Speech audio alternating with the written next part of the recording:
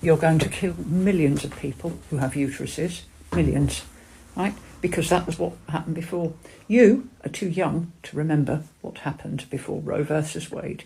This is a graph of the number of women who died from illegal abortions, but with the years from the bottom erased. Based on the narrative that legalizing abortion caused maternal deaths to plummet, you'd guess that 1973, when Roe versus Wade was decided, would fall at a peak, somewhere like here.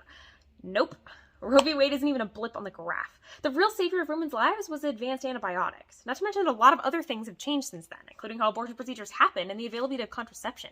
Using the 1960s to predict a 2020s post-Roe future is incredibly unrealistic. And today's illegal abortions wouldn't be surgeries in back alleys. Realistically, if a woman wants an illegal abortion, she's going to order the abortion pill, RU46, online, which the pro-choice lobby claims is incredibly safe.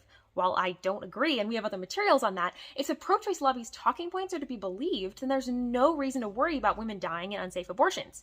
If that's false, then the pro-choice lobby has a lot of explaining to do about why they were so opposed to legislation requiring in-person medical care to get the abortion pill.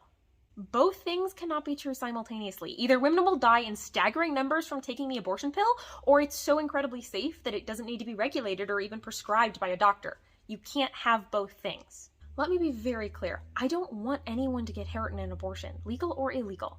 But I also don't think that we can hold the law hostage because of citizens threatening to hurt themselves. Like, imagine we live in an alternative reality where the uterus is so protective of the fetus that the only way you could kill the fetus would be to do something drastic, like stab your abdomen with a knife.